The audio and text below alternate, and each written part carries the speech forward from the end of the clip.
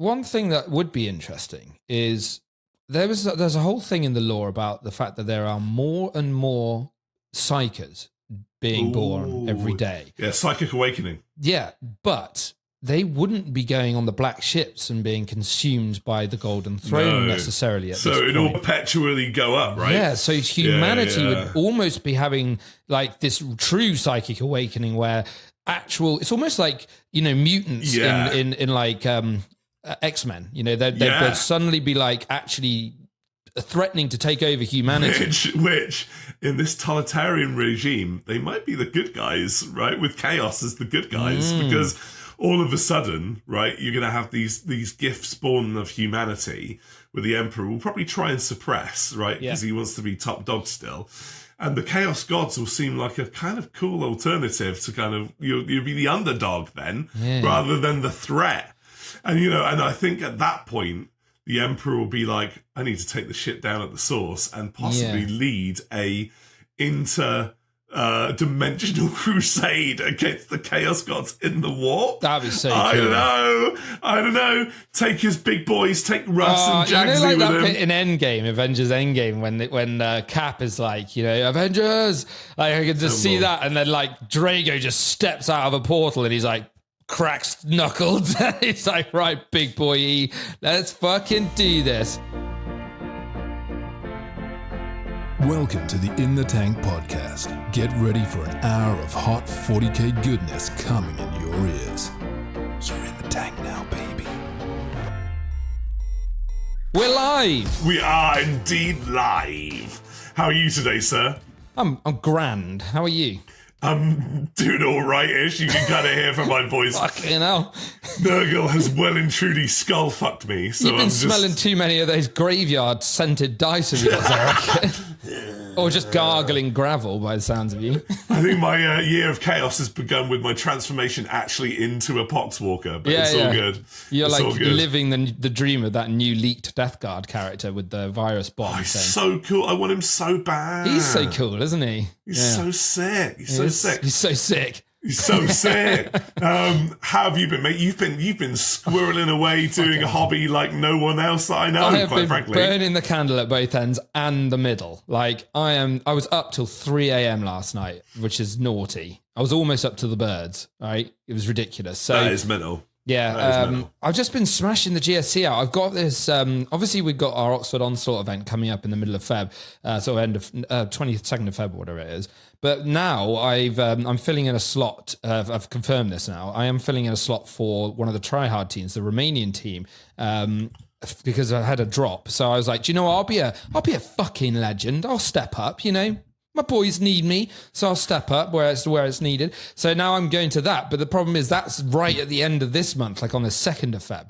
So now I've suddenly lost like 20 days of painting for the same damn list. So I am having a fair. What is good though is when you get that done, you'll be kind of sorted for the onslaught. I will. Anyway, so you can I'll kind be of able to just get on with the barn at that point. we'll be flipped where I'll be panicking and be like, Ed, help me, oh my God. Yeah, exactly. So that's what I've literally, the last couple of nights, I've just been spending doing 5 more Gene Stealers and 5 more Aberrants and an Abominant. So now, once these are done, which they should be sort of later today, that will be my 15 Aberrants, 3 Abominants, to Patriarch, and 10 Gene Stealers, all painted, which is awesome. So nice. Genna, what about you? What have you been working on? Well, I can literally grab it because it's on my desk. I've been doing a Bastardus. A Ballastus. Bastardus Dreadnought, yeah. And that's when I need to shut my brain off and I need to do big panels and stuff like that. What I've basically got to get painted for the Onslaught is 10 Stern Guard. Yep. Finishing off a Gladiator. Yep.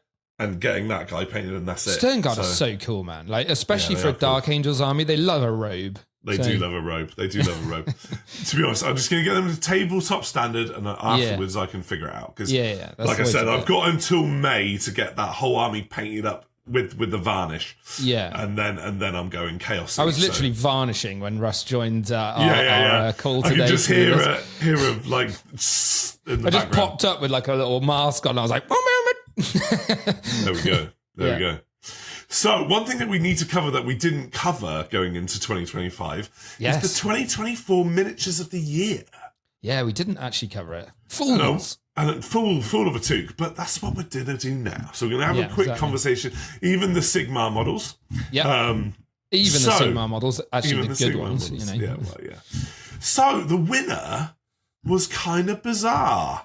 I felt like that as well. So going from 5th place down, so 5th place was Asmodai, which kind of killed my soul because I love it so much. Yeah. By the way, I think squads should not be valid for this, by the way. I'm going to call it here. I feel like characters should be the kind of main deal. I agree. Characters or like dioramas or something, right? Because so Asmodai came number 5th, which is fine. Yep. Then my girl Avalyn came 4th, like Celestian Sagrosant Avalyn. That is an amazing model again. The most amazing model that no one can buy, but there we go. It's nice to point.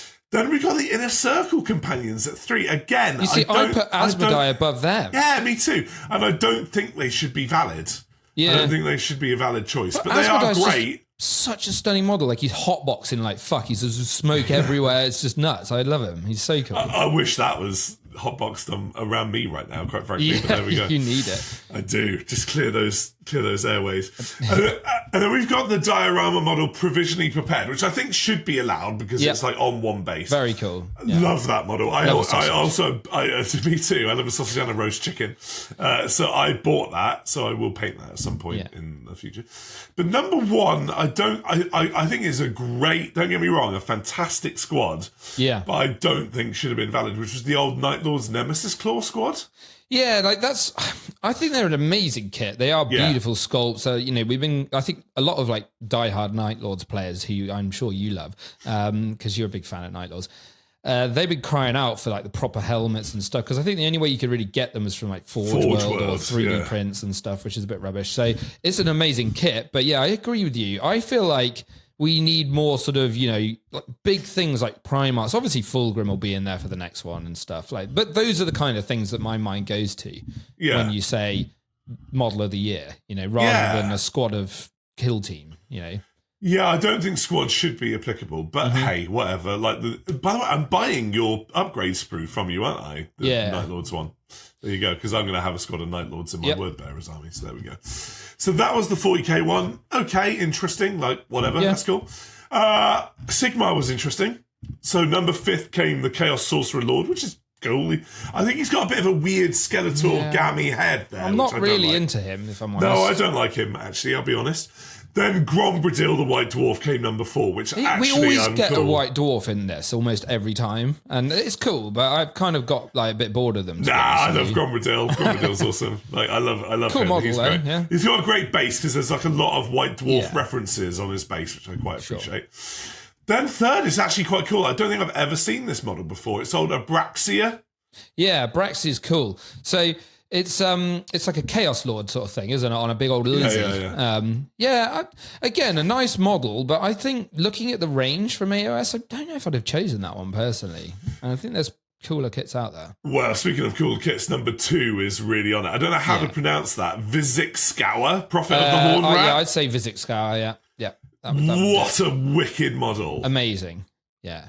When I saw that come out, I was like, whoa, he is insane. Well, you're quite partial to a Skaven, aren't you? I love Skaven, yeah. They are the Gene Stealer cults of AOS, so of course I love them.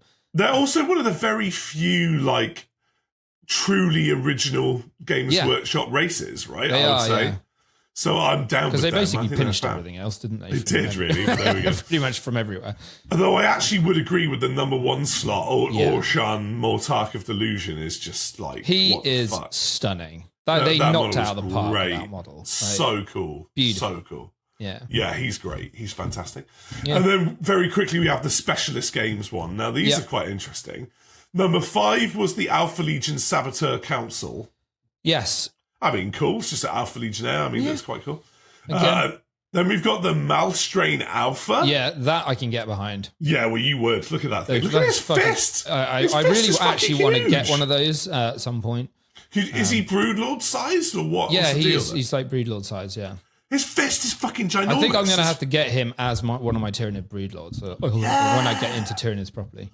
Are Broodlords epic heroes in Gene Stealer Cults? I don't think they are. They are in... Sorry, Gene Stealer Cults is a patriarch, and they are an epic hero. You can only have one. It has to be a warlord. But in Tyranids, I think you can have multiple breed lords, from what I understand. Maybe. I might be talking load shit. But yeah. Either way, I like his big old fist. That's he's very cool. Yeah. Then you've got a non-warp corrupted Thousand Sons Librarian Council. Cool. I mean, fine. Love number 2. Yeah, Maybe number 2 is great. Shards, like the old Bretonnian Every time I see lass. a unicorn, I'm like Witcher 3 flashbacks. She's awesome. I love Bretonians anyway, and she's got the old goblet in her hand as well. That would be a piss take to paint though. Yeah. Like, no one really likes using white very much. No. And like, that looks quite hard, especially with the pink as well. Yeah, I would have no ideas. I'd have no idea how to paint those flowers. Like, fuck me. No. And then number 1, which to be fair is a stunning thing, is the Lich Priest on Necrolith Bone Dragon. Yeah.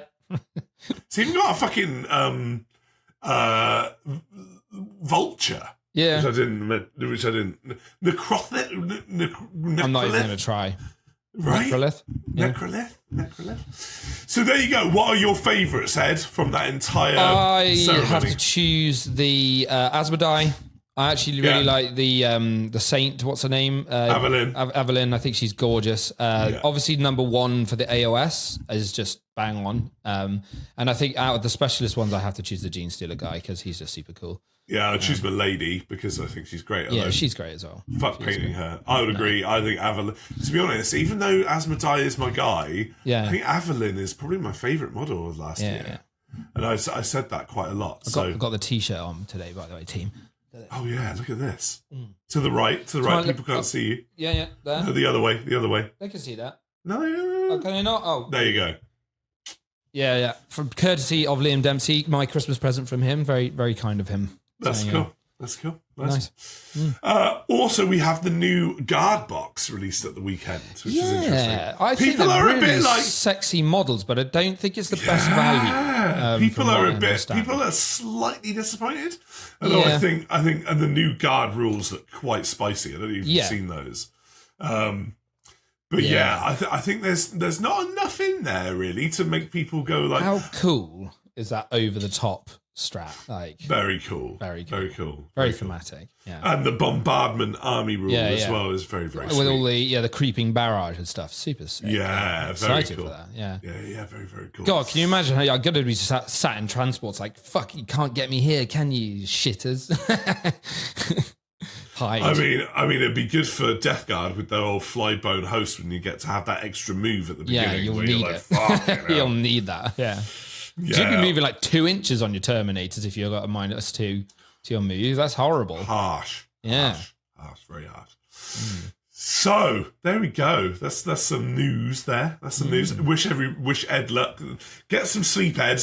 No, fuck some sleep. I'll sleep when I'm dead. Which I might be after this fucking month, to be honest with you. You say that, I sound dead, so I probably sound how you are. So there we go. Don't worry, I'm going to fix our colours in post-production so that I don't look like a corpse. And you look like, you do look a bit Skeletor. I'm very corpsey again today. I'm going to look like I've got a beautiful glow in post.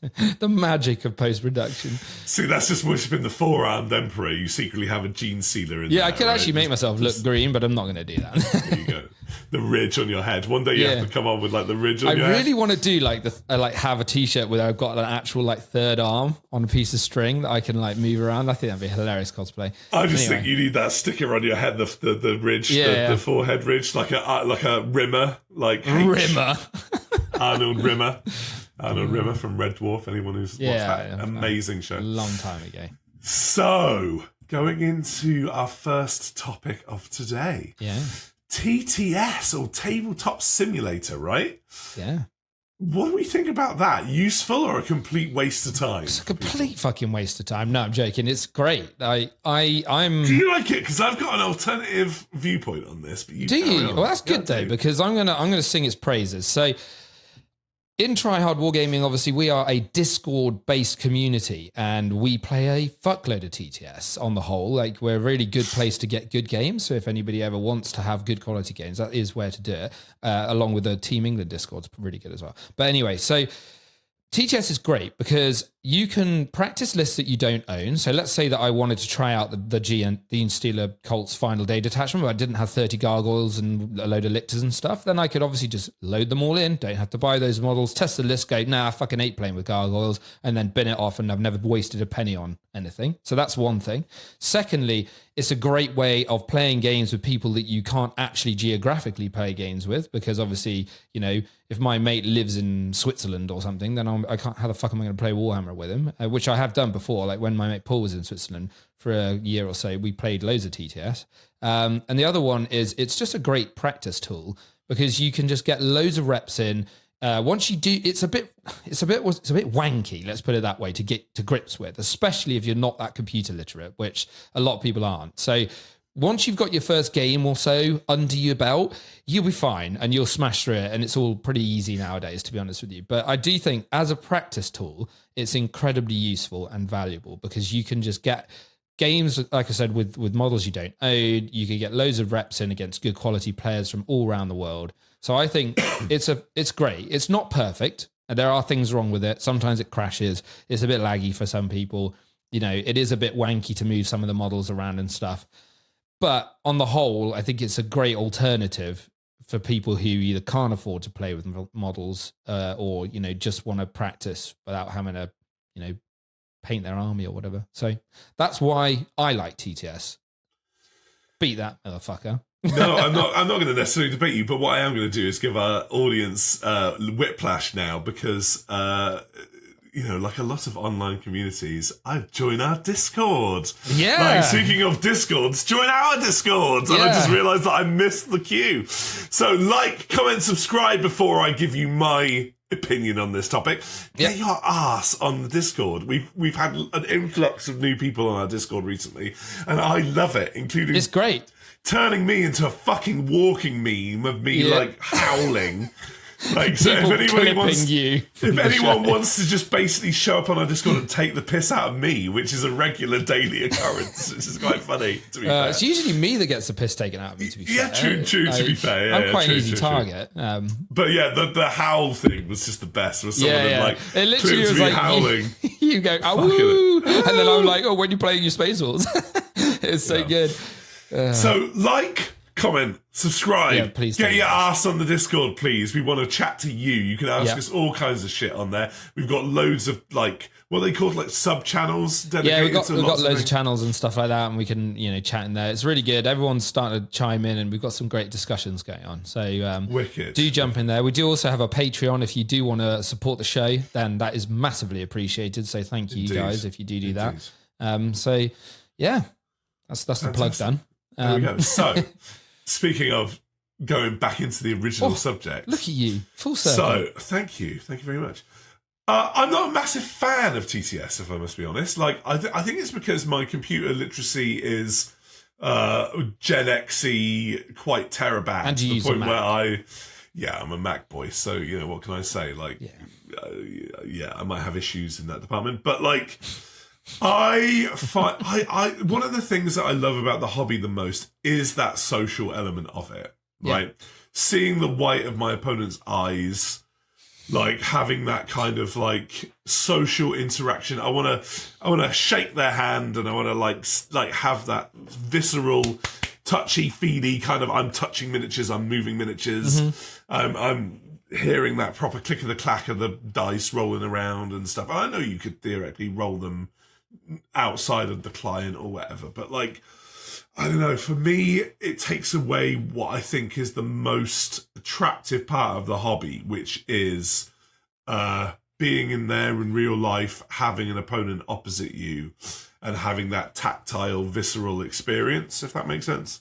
That being said, with the digitalization of the world and where everything tends to be going these days, and with obviously esports not going away and being really prevalent, I think it may be, especially with the rise of third-party printing and 3D printing in the hobby space in the next decade and a half, I think this might be something that GW might consider, because if all of a sudden the profits of physical miniatures go down the pan as a result of 3D printing being so prevalent, and GW not being able to like keep that floodgate closed, it may be a potential cool income stream for GW to do an official Warhammer Online style client, right? Like, and it kind of makes me wonder why they haven't already. Yeah.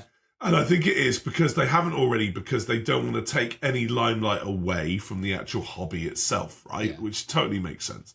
But I think there will come a point where that will be a lot more, and especially with VR becoming much more of a thing in, again, the next 10 years, 20 years, whether they should do it in-house, take ownership of it and create it on their own. But then, of course, you've got the monetization of that. Are they then going to sell kits as DLC? Or are they going to sell, like, rather than you just get an army list that you walk into and buy it, whether it's going to be some sort of microtransaction hell of, you know, going, that's the danger. If you want to play Death Guard, then you can play it on this format, but obviously you would do it as a micro form of what you do in real life, but for a fraction of the price. But even then, you don't own anything physical, right? So, I don't know, without going too far down, like, the conspiracy rabbit hole, because I'm not all about that life, I could see GW doing their own version of it one day, but it being potentially a microtransaction hell. But we'll see. But I think it's something that should be addressed, because I think one thing that you did hit home with right there, and it speaks to a friend that I have who lives in Brazil, who I love, but I haven't had a chance to play with for a while because he lives in Brazil, right? And I think, you know, he misses a bit of his fucking long arms. Well, this is it. And I think he misses a bit of his hobby time as well, because I don't think Brazil has a massive infrastructure for tabletop wargaming, because they're just too cool compared to, you know, like pasty about on mopeds. Well, exactly, and looking stunning on the beach with like sculpted Adonis bodies to like play tabletop wargaming. And it's like, you're right, you're going to have these little pockets of communities all over the world geographically that might not be blessed with gaming communities on their front door. Britain's perfect for it. The UK is weirdly perfect for it because, we're lucky. because all of our landmass is weirdly so small that you can get from one end of the UK to the other within a day, within reason, right? And that's unheard of in like the States or whatever, that even then you might travel 8 hours for a fucking event. Right? And the UK, you can just like throw a dartboard at a thing and go, what event do I want to go to this weekend? So, you know, the UK is kind of blessed in that regard. But, you know, there may be countries that landmass-wise are separated by huge quantities of space. And it's like, actually, I could really see an advantage of that, right? For sure. And especially if you had a really flash sort of client, where would you almost, you know, if you could even log in a tournament almost, and it'd be like a little Best Coast Customsy style thing where, like, you know, you've got a 32-person event and it automatically does it all, and, you know, you've got your day planned out. And imagine doing that at home and rocking up and finishing your game, logging it, taking a break, you know, having some lunch, coming back, all in your comfort of your own home. Yeah. It's kind of cool. So there's another thing I'd like to just mention, because this is one thing I know that some people have, is some people have problems with crowded spaces. Yeah, and noise. Whether it's the noise or whether it's just, you know, they don't like crowds or whatever. And for them, like being able to sit down in their space, listen to a bit of music, chill out and just play one-to-one with their opponent with no distractions is what they need. I've known people who literally just play TTS for that exact reason. That's fair. That's actually to be fair to you, Ed, I didn't even consider that. Yeah. You know, whether it's personal preference, neurodivergency, or a whole host of factors. Yep. That you actually go, no, fuck that. I'm gonna do it on my terms. And actually, like some of them still collect models and stuff, but they just don't go and play because they don't like being in a crowded place. And also, you know, not to be apocalyptic, but if we're gonna have a another COVID-y sort of like situation, like. I think, like you were saying about the whole like Games Workshop client, you know, they could always charge a subscription base for it. You know, a bit like World of Warcraft sort of thing, where that you just pay monthly and you just get to play the game. You get all the models, you can do what you like. That might work. But I do see where you're coming from. It probably would end up a microtransaction hell. I don't think that would happen, because if you're going to essentially make your hobby in a 3-dimensional space, you could get to the point where you even assign colors to your unit that you paint and stuff, right? Like you could almost like paint. Well, you could make it animated. This is the thing that really excites me is the idea of like animating it. Yeah. Can you imagine like a sexy version of TTS that's got animated models and like voice lines when you click on your units and stuff? Okay, that's opening. Okay, I would drop my yogurt. Things. That'd be like Dawn of War mixed with Warhammer. It'd be just fucking awesome. Like imagine yeah, go on.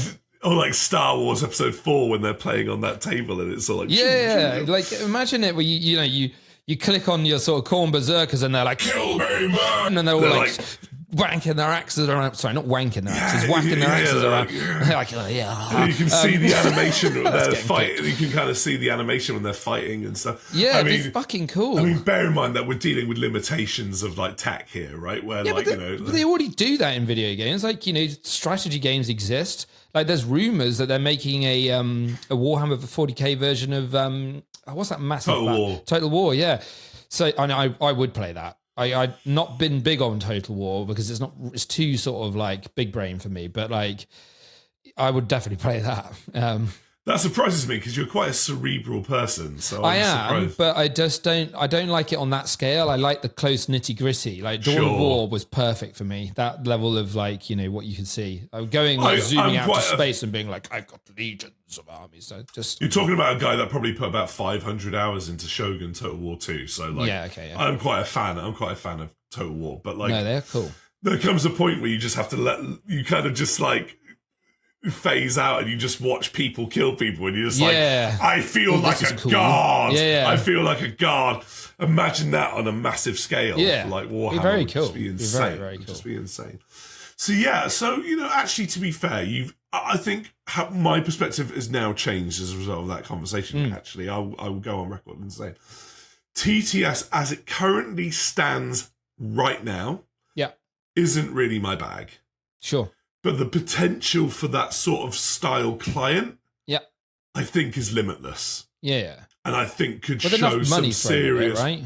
Could show some serious potential. Yeah. Although, does it change what the hobby kind of is? Yeah. But is that necessarily a bad thing? TTS already Probably exists, not. so what's the difference? So the people that are going to be playing TTS are going to be playing this, and you're just going to get more people in buying your game anyway because people will want to play it because it's cool. Like if it was animated and it was voiced and it was just but it's the same, sexy and graphics. It's the same conversation in regards to like the hobby shifting axis if Amazon really kicked off, right? Where it's like, will the tabletop game be left behind? I don't think it will. People still want to paint minis and collect minis. People fucking love that shit. I'd still do it. Yeah. I'd probably play more games of that, but like I would, I'd still have my armies. I love play, that what you said about being face to face with your opponent, that 100% holds true for me too, by the way. Like, don't think that I'm a TTS boy. No. I would much, much rather have a game, face to face with you than over TTS any day of the week, or with any of my mates, or any of the people down my local club or tournaments. Obviously, like it's 100% preferable. It's a much better experience for me personally. But like I do get it. I think it's also a different type of socialization. Yeah, where like with the rise of like online gaming and stuff like that, like don't get me wrong, of course I have friends that I play online games with, but it's a different dynamic when you actually end in a room with someone. For sure. And your complete focus is them. Yeah. Not to be weird about it, but it's like it's more like a working in cohabitation kind of vibe of like we both need to make this work. For sure. But when you're in your own frame, it's almost for your self-gratification where it's like I do agree with that. And that's a very different sort of like people dynamic. I watch a lot of 40k games that are happening on Tryhard and stuff. Like I'll just drop in and they'll be streaming it and I'll just watch it for like half an hour or whatever. Like the games in there are very like clinical and they're very, you do have a bit of fun. Some people have a great laugh when they're doing it, but I do get where you're going. Like people are more focused on the game and winning it and trying to practice their list and their army or whatever. Whereas when you're face to face, like I always find that I'm more rooting for my opponent. Yeah. We're working together to get through the game. We're having a good laugh about it, You want and that's joust. easier in person because you just get that. You can see each other, and you're reacting to each other's emotions and reading each other. You kind of like want to joust each other, and you kind of want something bitey. Yeah, you want a dance. You want to dance. We've hit on this before many times. This hobby, at the end of the day, is all about fun, right? That's why we play it. Yeah. So, No? Nice. Awesome. Well, that's interesting. Let us know your thoughts on TCS. Have you used it? Have you not used it? It'd be interesting. It is Tabletop Simulator for those of you that don't know what TTS stands for.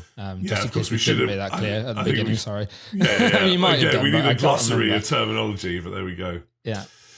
So, battle line units, or as they used to be called in my day, troops. So, troops, your fundamental backbone of your army in traditional context. Although 10th edition and kind of to some degree certain parts of 9th didn't necessarily mean that you had to actually take battle line units as a fundamental thing. Now, I don't necessarily agree that that's a good thing in the modern day era, but what are some of the current best, in your opinion, Ed, battle line units in 10th edition Warhammer 40,000? Yeah. So I'll go for one of my routes. Immortals off the bat are amazing. So they're spicy. They're T5, which is a good threat point. They've only got 1 wound each, but obviously they reanimate, so you're getting like D3 of them back every turn if they don't die. They've got good guns, like, you can obviously have the assault sort of Tesla with double exploding sixes, and you also got the Gorse, which is lethal hits. So they've got decent guns, and obviously assault is nice to be able to like advance and shoot, and you can add things like chronomancers to be able to then move after you've shot. They're great. They've just got a lot of tools. They're tougher than they feel a lot of the time. Like you look at them and you think, oh, they're only like shitty 1 wound dudes, but they're T5 with a 3-up save, and they, with their -1 to hit with the chronomancers, suddenly they're actually quite annoying. And if you put them near Illuminal Zeraz, also, that's basically giving them AOC. So they're quite annoying to kill. I just find them really good. They tick a lot of boxes. I've run a lot of them in my Necron lists, and I think they're really great. So they're a standout one for me. I actually would say, because I'm not a Xenos person on any shape, level, or apart from my blue boys, right? Yeah. I really like Immortals. I think their models are so cool. They are cool, yeah. And they've been a part of the Necron deck since they were a tiny army slither of a thing in 2nd Ed. Yeah. And they've always been a part of the Necron back catalogue. Same as the Destroyers and obviously your basic Warriors and Scarabs, I suppose. Yeah. But I just think they look cool. They always look cool. They always look beefy. It's because they're sort of proud, like the Warriors are all kind of crumbling and falling apart, and they've got that shambling horde kind of vibe, which is cool. But like the Immortals are like this legion of implacable guys that are just marching. That's kind of my jam. I like that. And actually, I would go on record as saying that Immortals are my favourite Necron models in the entire range. Golly, they're not great to build, but they are sexy. No, I bet they're not, but I really like them, Ed. So I'll give you actually quite a lot of respect, kudos for that choice, because I actually really like Immortals. I think they're sick. My first choice, because I have got the disease in the question, although I hope I don't know exactly what that is then. It's old Legionnaires, disease Legionnaires. Now, I love Legionnaires because unlike their Space Marine brethren, which we may talk about in a second, right? The Tactical Squad, which was like the OG Space Marine battle line or combat squad is what we've known over time, it's kind of a bit defunct, right? Where that squad doesn't really exist in a playable form in the modern world. But the heraldry of the Legionnaire goes all the way back to Rogue Trader. Yep. And Legionnaires have been a part of the soup of Chaos Space Marines forever. And they have always looked awesome, in my opinion. And very different over the years. The evolution of the Legionnaire Legionary has been substantial. Yeah.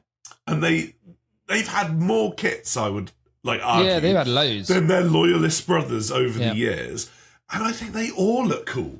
Over all of the decades that they have been a kit, they all look, including my favourite version, which is the 3rd Ed / 2nd Ed one. You love them, don't you? Which I love them. They've got the pistols and they got the cool, and they got the horns and stuff. They've always been horny boys. But I love Legionnaires and they're fucking sick in the modern They're really era. good. Having so reroll good. wounds. That's the other thing that Immortals have is reroll wounds when they're shooting stuff on objectives, and it's the same rule for Legionnaires, right? Because the OC2 is amazing, but it's not necessarily in of itself good enough to make it like a fundamental unit choice, right? Yeah.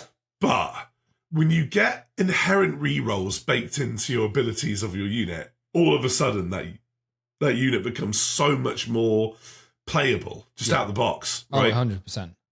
And the Legionnaires, like in the Bile detachment, the new Bile detachment, that will mean that whatever character you put in that unit will also gain That's those what's reroll so good to about wounds. it, right?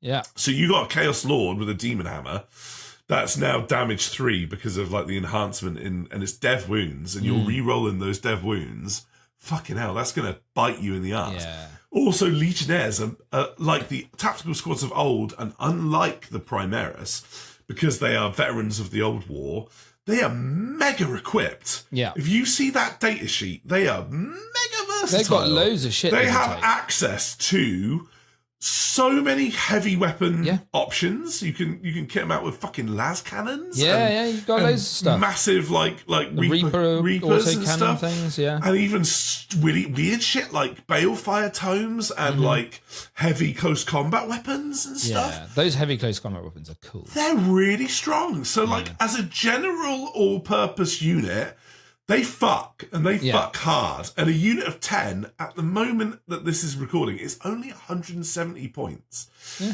And I would say that's very good for what you get out of a unit of 10. So there we go. So no, they are a good choice. Legionnaires are my favourite current Battleline unit in the game. Yeah, definitely good choice. I think, so another one of my favourites are, and this is a unit I've only just recently got into, but they are mental. I honestly think they might be the best battle line unit in the whole game. Oh, Gargoyles. Oh my god, are they battle line? Yes. Holy shit, are they battle line? They're battle line. First of all, they move 12 inches. Second of all, they fly. Third of all, they're huge. Infantry. Yeah. Fourth of all, they're battle line, so they're 2 OC each. Okay? They're assault guns, so they can advance and shoot. Right, so you're now moving 12 plus D6 inches, and after you've shot, you get to move another 6 inches. Wow! So they're in squads of 10, right? Generally. So what you do is you just basically fly them out in a massive fucking line, shoot something, move even further in that line, and then just nick your opponent's objectives off of them, and then just body block your whole opponent's army. Wow! They're bonkers good. They're the type of unit. Now that you've told me that, I didn't realize they were fucking battle line. That is the type of unit which separates kind of okay 40k players and great 40k players. Yeah. Because if you utilize a unit like that, which has such pokey movement and such high OC and such high diversity, then you've got a very powerful unit there that can do a very wide variety of things. I presume their guns are kind of like... Oh, they're crap. Like they're just little... Yeah. They are strength 5, but they're no AP, damage 1. You know, they're not very good. They hit on like 4s or something. So they're not great. That's not really what they're there to do. They're just a great utility unit, I guess, right? They're just an ultimate they're utility just there unit. to just nick points and body block, basically, and they're great at it. So I think that I've got 30 of them in my list. They can also scalp a couple of infiltrator units if they're not well protected as well. Exactly. I think for me the main reason is just playing the game. You know, I'm trying to deny you primary and stuff like that. That's how you win, Ned. That's how you win. You just play the game. Shit. Dude, that's a really I didn't realize literally until right now that they were battle line. Yeah, that's what makes them so nuts. Crazy. Don't get me wrong, they are weak as shit. They've got like a 6-up save. They'll die to anything. Like Overwatch is not good for them. So there are some weaknesses to them. How many points are 10? 85. Fuck, that's cheap. Yeah, I mean, they've gone up lately. They used to be even cheaper. I think they were like 60 or 70 points. Oh, originally. 60, that's fucking disgusting. I think they might have been 70, I don't know. But they've gone up, because rightfully so. Right, they are really good. So, any form of recursion with them, or you not? can, I think Assimilation Swarm Tyrannids can bring a squad back with someone once per game now, which is a bit rubbish. There are certain things. That's not really, I suppose, what they're all about. It's just to kind of get that initial use out of them in the early turns. You basically, you're deciding when they die, and you're using them to their fullest extent. Nice. That's my second choice. Speaking of that kind of unit, I would also say that the OG awesome ones were just your standard guard squad. Oh, yeah. In terms of like points per unit level, and even then they have access to little special weapons and stuff, and just with all of the army rules in regards to like commands and getting them across the battlefield with move, I have been fucked over by guards so much by them having such more bases OC2 and them just like mobbing me on objectives. They're quite a flexible unit with the orders, you know. They are very flexible. Very flexible. Which is cool. And even then, occasionally they might be a little bit more bitey than you realise with their like stratagems. Also, they're just a load of dudes. So like, again, sometimes those sort of units where they're just like 20 guys can just, some armies just don't have the shots. They just don't have the output to kill 20 guys in one go if you position them correctly. Obviously, if you get to shoot their whole army into them, maybe. But like, you know, they're not going to just be able to deck 20 guys, which means that then you can do annoying shit with them, like tag stuff or, you know, just get in the way, you know, do stuff. Screen stuff out. But like, fodder, right? Yeah, exactly. As they should be. But just, never underestimate a unit of guards, because I've been ganked by guard on a couple of occasions. Not by the tanks, but by the infantry. What are the, obviously the Kaschans and stuff, like, they're really cool, you know, they're sort of similar sort of deal, but they can scout, can't they, I think? So there's loads of different, and then you've got the Creeds with their Feel No Pain. So they're just good. They're really cool. Guard infantry are great. And I think they should be the backbone of your guard army, quite frankly. Like, don't get me wrong, you need a tank line, but you need some dudes in front of that. Some little guys running around. Yeah. Good choice. What else you got, boy? So one of my last ones is Skitarii Vanguard. They're really cool because they... With the character that gives them, you know, I think it's like rerolls or something like that, they can actually do some decent damage in some of the detachments. The new one they're quite good in as well, the new Grotmus detachment.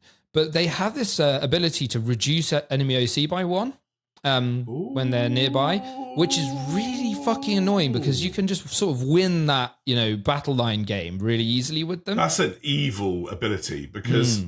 That'll fuck your opponent's perception up massively. Anything like that is a weirdly strong ability because we always like to plan stuff 100 moves in advance, and like unless you play World Eaters, but there you go. And with that situation, you're like, that's going to really fuck with an opponent's thing to the point where that could really dislodge. We've also got an invuln, which is quite good. I think we've got like a 5-up invuln because it's obviously admech. You know, they're just sort of tough boys, aren't they? But they're only the flesh is weak. Yeah, exactly. But they're just slightly harder to kill than you'd think sometimes if you spike those 5-ups. Because obviously everyone knows that rolling 5-up invulns is easier than rolling 4-up invulns for some reason. I don't know why. Dude, I totally feel that. Yeah. I've made way more 5-up than 4-up field. Oh, mate, I played my mate Paul the other day in the barn, and we... he went into my Gene Stealers like a big Overwatch, and I actually just rolled all my 5-up invulns, and I was like, cool, nice. There you go. See, my last choice for this, and I've got some honourable mentions. A unit of boys. Oh yeah, that's a classic choice. That is. What Again, a good choice. Speaking of units that need to be in armies, if you're not running boys in an orc army, what are you doing with your life? Yeah. Right, like boys are so fundamental. When I think orcs, I think boys. Yeah. And I love that they're spelled with a Z as well. Boys. This is just the best. They're also just one of those annoying units. Again, like talking about chewing through stuff, you've got things like the Feel No Pains you can give them from the pain bosses and stuff. Yeah. They could be really fucking scary when like 60 boys suddenly get out of trucks and they're all over the place, like just gumming them in the field and you're like, fuck. Yeah. So they're a great unit, they are. Tough as well with the T5, you know. The T5 always throws me because I always get to the wound roll and I'm always like 4s and my opponent's like 5s. I'm like, oh fuck. I'm like, oh, that's harder than I thought it was actually. Yeah, their t-shirt saves might be shit, but the toughness of 5 is a huge step up. It is massively huge step up. Yeah. That makes all your small arm fire like a third less useful than it would ordinarily be. Yeah. So there you go. Speaking of that, one of my guest ones is the old Plague Marines. Love Plague Marines. Plague Marines are a classic choice. So cool. Toughness 5 again, but with power armor. And they always are aligned with a special character in the unit because they always are, because the special characters for Death Guard are really strong. Yeah. I just hope that the old doctor, the Plague Doctor, is good. Yeah, with the codex because he's crap at the moment, and I'm going to come in with an honourable mention that's going to surprise you now because it doesn't feel like it's a battle line unit, but Armigers. Oh wow! yeah, of course. Fucking amazing, Of course. right? Battleline. What's not to love? Loads of OC, really annoying to kill. Bang 2 of those on an objective and just watch your opponent cry. Because you know they'll probably kill 1, but they're probably not killing 2 very easily unless they've got loads of guns on them. Are War Dogs the equivalent for Chaos, yeah? Yeah, War Dogs for Chaos, Armigers. You got like Armiger Warglaves or Helverins for Imperial Knights, and then you've got things like Brigands, Carnivores. Oh, Brigands are gross. Brigands are fucking disgusting. Fuck a Brigand. Yeah, Fuck a Brigands Brigand. They're rip. so good. So much shooting from those I need boys. to get some Brigands, and I need to wait for the Chaos Knights Codex before I invest. Definitely. I'll carry on painting my knights when that comes out, I think. Because with my year of Chaos, I think having a couple of those might be quite good. But They like, are really good. Yeah, they're actually good allies as well. Like, I know Josie, one of our, like, she's been playing the new World Eaters Grotmus detachment a lot, and she was like looking at her shooting options, and she's taking Brigands, I think. As she should. Or no, not Brigands, actually. She's taking Huntsman, which is the, like, Warglavey ones. So they're basically like Melter ones. Nice. Melter chain blades. So they're cool. Yeah. That's a good choice as well, I think, because they don't feel like one more. No. We've got to both mention this. Intercessors have had a fucking glow up. Yeah, okay. So Intercessors have kind of been taking the edge away from regular old Intercessors for a while, but yeah, they're pretty decent, aren't they? Because they get like 3 shots or something each now. Yeah, they get like double shoot almost, or whatever it is. You know, it's nuts. See, a lot in of terms cheating. of you handling those gargoyles all of a sudden, an Intercessors can you'll do just it. whop them. Gone. Like, yeah, it's nuts. They really shoot. I played against them the other day, and they shoot a lot now. See, I'm scary. I'm kind of like, But they should be like that, right? You know, Intercessors are cool. They should have that sort of. If a Legionnaire or Legionary squad is diverse and very cool, those Intercessors should just do bolter drill. Yeah, they'd just be focused. Exceptionally right? well. I think they have drill. like 2 attacks each, like melee close combat attacks. They just like punch the shit out of you with those rifle butts. They're good. They're like veterans, old school veterans, like company vets and stuff now. Also, I'd like to say my greater good boys, Kroot Carnivores and Fire Warriors. Fire Warriors are a bit shit this edition, but Kroot Carnivores are pretty sweet. They're pretty fun. What we're trying to say here, guys, is the battle line is good and you should be running some, right? Well, I think from a narrative perspective anyway, you should be running some, unless you're at a tournament and you need to juice that loose, right? Just use your... I'd argue that battle line is great even in a tournament setting, like especially for some factions. For like my GSC, my neophytes are fucking amazing. They could just come down and waste shit, you know? I know it sounds really bad. And, coming from someone that loves to run elite armies where I don't necessarily run Battleline, but I actually think that we should go back to a more old school way of army composition in the future. I know, we discussed this at a previous episode. I genuinely think this needs to be a thing.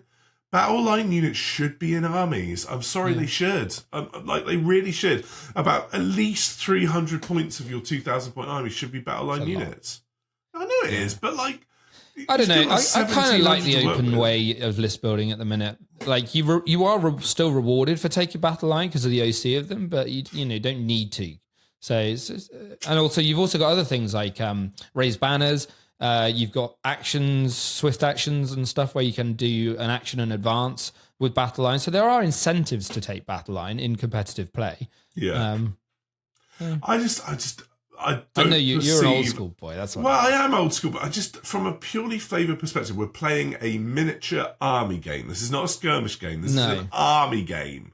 And as a result of that, your basic pleb units, no matter how elite your army would be, needs to have that like representation. Sure. And I don't know, man. Like I think weirdly you get more imaginative with more restrictive selection choices. I'm sorry, you do. Yeah, you do. When you have access to the full candy store, everything gets boiled down to what's best, optimization, rather than what narratively fits, but also what feels more like a tabletop army game, right? And call me old man 40k, but I think that should be a thing. You didn't say old man Russ then because you were trying to avoid the comparison. I know. The long claw, the long You're just fang. going to eventually break down and just like play Space Wars, aren't you? If I am, I'm going to run 15 long fangs and just be fucking like I love long fangs. My mate Sam went to a tournament not that long ago, and he played loads of Wolfen. He basically just had Wolfen dreads and loads of Wolfen, and had like no OC. And he did. I think he went undefeated.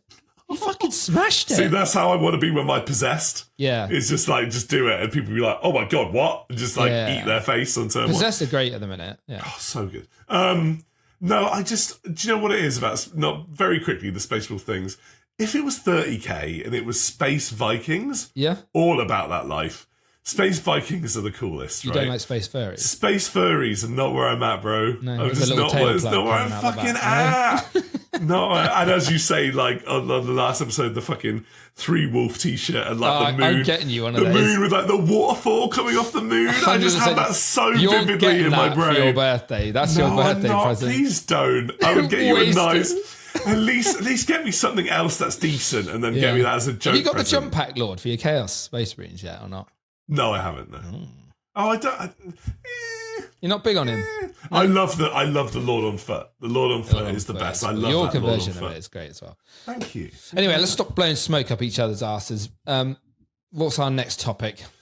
So we'll go to our lore topic of today, because I think this is going to be quite a vast subject, right? So this is very theory based, right? And you came up with this one, and it really made me think. And I was like, oh, fair play, Ed. Actually, this is quite an interesting one. What if the Emperor returned / never left the setting and became like essentially a light bulb on a throne, right? Yeah. What if he never died? How would that change the entire dynamic of the setting and the Imperium as we know it? What do you reckon, Ed? Yeah, you see, I think it'd be really interesting, because obviously if he was never killed, or was not killed, he's sort of half dead, let's say. If he wasn't corpseified in the Horus Heresy, things I think would have shaken out very differently, right? You know, him still knocking about, obviously he'd be able to complete his webway project. Hopefully he'd be able to, you know, which would do a huge amount for the Imperium. Obviously being able to like use the webway to travel instead of having to use the Imperium alone is massive, right? So the implications of that alone are pretty wild. And then obviously you've got the Horus Heresy, I'm assuming at this point would have still happened, but it just would have ended. Yeah, if we right? What I will say, to keep it nice and clean, let's just say if it was a straight baller thing where the Emperor had no weird emotional thing in his final fight with Horus, and he just eradicated Horus, right? Yeah, and that was he saw Sanguinius' body, he eradicated Horus, and that was it. And he was still alive, as we know the Emperor to be, without being confined on the Golden Throne. That's how I'm kind of perceiving this event in my mind's sure. eye. You've hit all of it. Like the whole setting as we know it would be completely turned upside down. In as much as I believe that chaos as we know it would be put under serious threat. Yeah. Potentially hunted to the point of eradication. Of course, it would still be. Got to interrupt quickly. I just got this amazing mental image of like the Eye of Terror just sat there with the Emperor just stood on his flagship with this absolute fucking armada behind him, and he's like, "We're fucking going in, boys." Or just closing it. Closing it. Zip. So I think you'd have some really interesting historical things immediately start happening, right? Mm-hmm. One would be the potential rescuing / eradication of the traitor sons. Yeah. So all the Primarchs that turn to chaos, some obviously would be more gribbly and more fallen than others. Yeah. I think Angron would be a lost cause and probably put down like a dog, essentially, and eradicated from existence with the Emperor's sword and basically destroyed. Perturabo would probably be saved. Yeah. Magnus would also potentially be saved. Yeah, and put on the Golden Throne. Yeah. And possibly even the Emperor helping Magnus by reversing the effects of what is it called when all this dust thing? What was that called? The rubric. The rubric of so reversing the rubric and basically helping Magnus sort his legion out. Interesting. Exactly. So that's a good incentive for Magnus to help. Turn him into a battery on the Golden Throne. Essentially, make him Lord of all Psychers and make him be that, essentially. Morty might be able to be reversed as well, because at this point he hasn't gone full-on demon. Fulgrim, I think, is a lost cause. Because fuck Fulgrim. He's probably way gone, right? He's like... probably... The interesting one, though, would be the old Alpha Legion. Because they might actually come out of the woodwork and be like, we have done our work for you, sir. Like, do you know what I mean? We have done what we needed to do to help you. We are your secret police now. We are your secret police now. The Emperor just takes off a mask and he's like, I am. Yeah, well, this... Yeah, and then Omega takes off a mask and he's like, I am the Emperor again. But I think at that point he has the ultimate secret police. Yeah, God, doesn't he just? Oh my God. This possibly, and you know, just so that everybody knows where I'm at, because I'm sure fans of the channel will know, I'm all about the Emperor. I fucking love the Emperor. Yeah. I give the Emperor way more thrift than I probably should. But even with my pro-Emperor headspace, I don't know whether the setting would be less evil as a result of the Emperor being feel like alive. It would actually almost be like this massive regime. It would go a little bit Star Warsy almost. Do you feel? Imperial, like yes. I think you would have a complete totalitarian sort of shutdown, especially now that the Emperor might be even more cooked as a result of the fact that he's been betrayed now. Yeah. So now that he's had that wound inflicted on him from the people that he probably didn't expect to have that inflicted upon him, he's going to be even more of a dickhead now. He's going to be fucking He's going to be like full on like, okay, this is it. You are now a battery. I feel you like... You are born a battery, you die a battery. Yeah, I feel like he just go around like all of the chaos stuff and like the naughty Primarchs and it'd be just like this amazing like 80s montage of him like just fucking them all up, but like to XCOM give it to you. Yeah.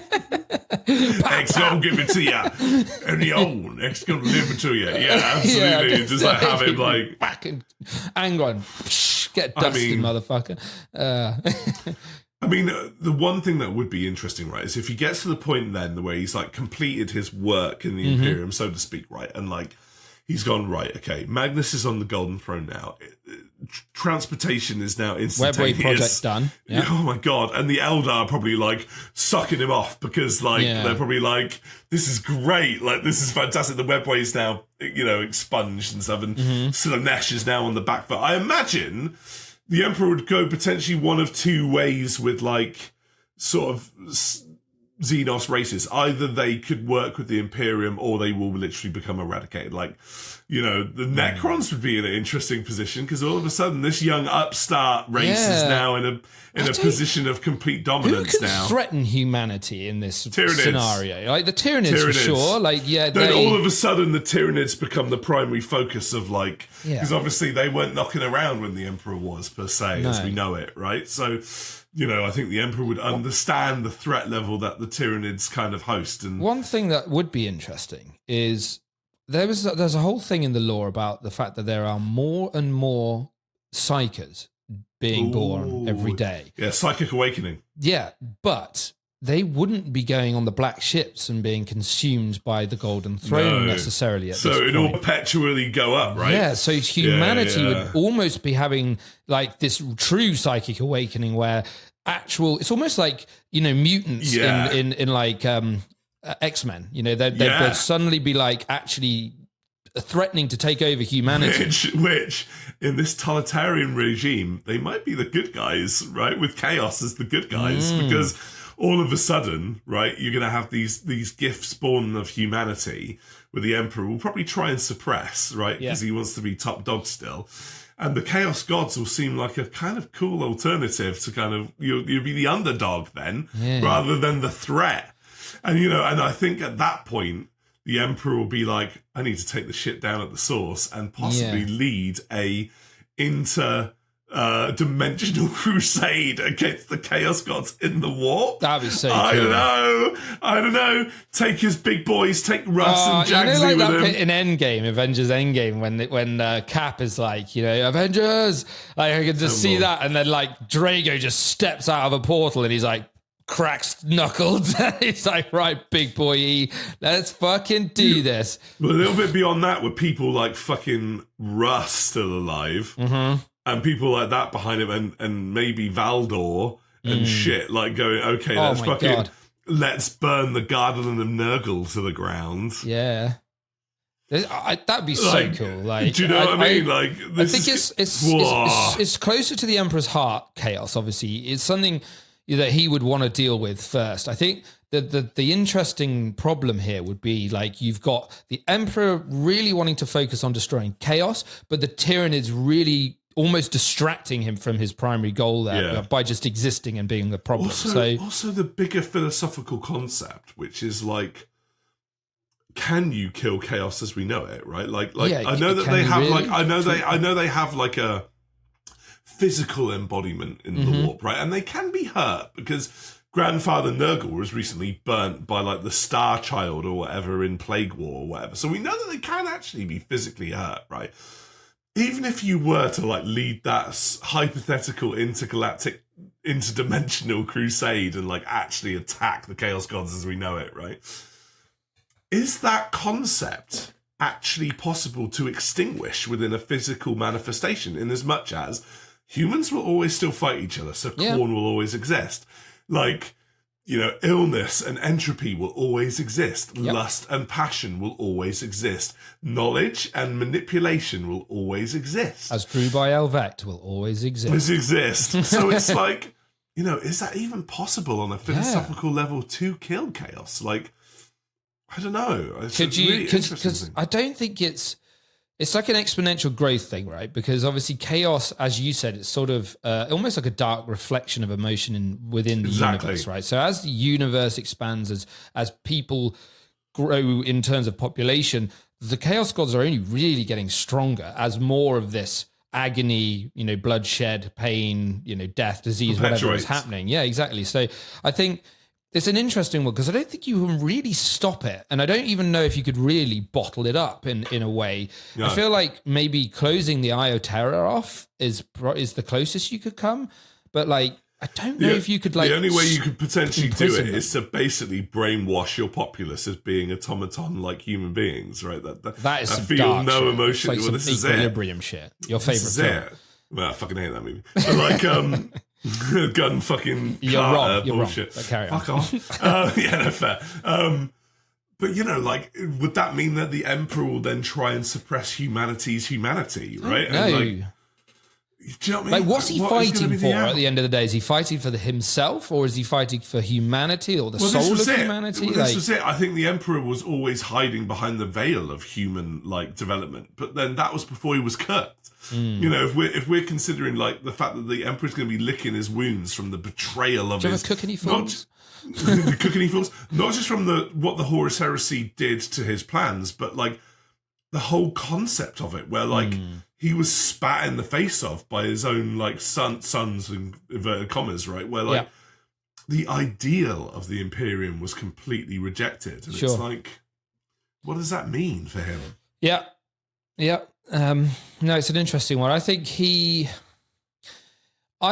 the other thing that we could talk about here is, because I feel like humanity would be a massive force to be reckoned with at this point. I think it would be unified. It would be a big problem for the other races out there. And I think that some of them might just get fucked over and caught in the crossfire and wiped out. Like, I can't really see, like, there's some interesting things with the Silent King where I could see the Emperor possibly working alongside him and his whole like Blackstone thing to stop the Tyranids, you know, with the psychic deadening stuff. But again, it would be part of his grand designs, right? It'd be part of his grand designs, right? It's just like, it's the lesser of evils.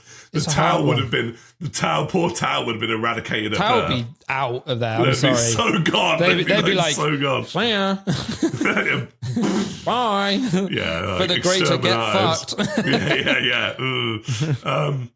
You know, and to be some extent, the poor orcs might be a bit fucked. Because again, like the Emperor might just perceive the orcs as an just be like, he kind of did. He kind of did towards the tail end of the Great Crusade, right? Where the orcs took such a kick in there. It took them a bit of a while to become a threat again, which was, of course, the War of the Beast. Right? Yeah, the War of the Beast. Cool.